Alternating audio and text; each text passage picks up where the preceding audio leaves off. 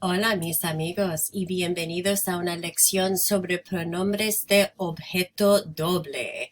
So we have made our way through direct objects and then indirect objects, and now we're looking at double object pronouns. We're actually putting the two together, the direct that we studied before, the indirect that we studied after that, and now double object pronouns. So the important thing here is to understand that background. So a quick review of what objetos directos are. When we're looking for the direct object, we're asking ourselves who or what is getting verbed in the sentence, and that's the direct object.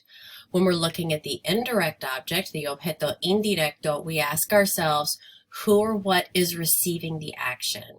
Who is it happening to? And all this is kind of old news, but important to look at again and recall. Our direct object pronouns, those are the ones that involved our teaching assistant Lola. Remember, me, te, Lola, nos, os, los, and las.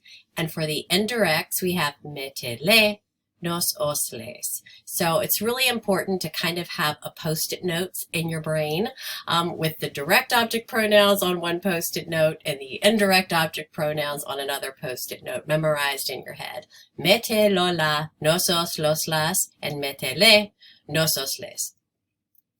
So in further reviewing, I have just a few sentences here that you can decide if you need them or not. If you feel like you still need a little help polishing, identifying direct and indirect objects in a sentence, I have these 6 sentences for you. You can pause the presentation and ask yourself for each one, who or what is getting verbed, that'd be the direct, and who or what is receiving the action, that would be the indirect. So feel free to take a pause here. And then here are some answers to those questions, some guidance on finding the direct and indirect objects in those sentences. So here it all is for 1 through 3. And feel free to pause, slow down, really read those explanations of what is direct, what is indirect, and why. And then here are the responses for 4 through 6 as well. So this is a really important place to just kind of self-regulate and know if you need to stop and have this review. Once you're ready, once you feel relatively strong, you don't have to be perfect, but once you feel relatively strong with how to find the direct and the indirect object in a sentence and use those pronouns to shorten, then we want to put together our list of how we'll approach double object pronouns, pronombres de objeto doble. So I often call this my live and die list for double object pronouns. First, you'll ask yourself who or what is getting verbed. That's the direct object. Second, you'll ask yourself who or what is the action getting done to. That's the indirect object, the objeto indirecto. All of this is just repetition so far.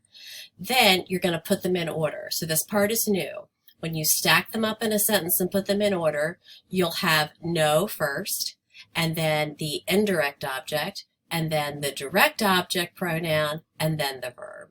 So the order is no, indirect, direct, and verb. So that's going to be really important to add into this process.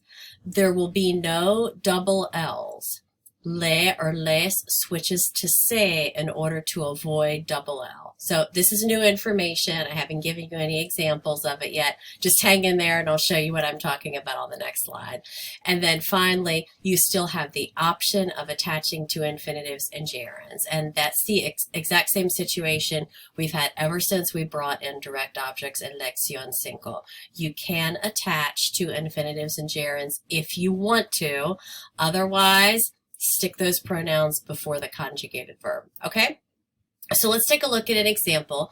This sentence is Juan da la carta a Isabel.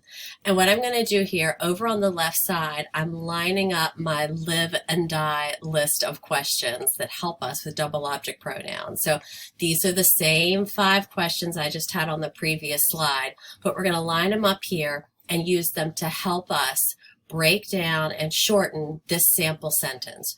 Juan da la carta a Isabel. So the first question we'll ask here is number 1.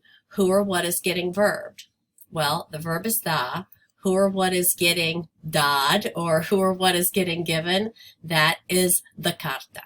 So you ask yourself, what direct object pronoun, you can We have those memorized, right? The directs are mete, lo, la, nosos, los, las.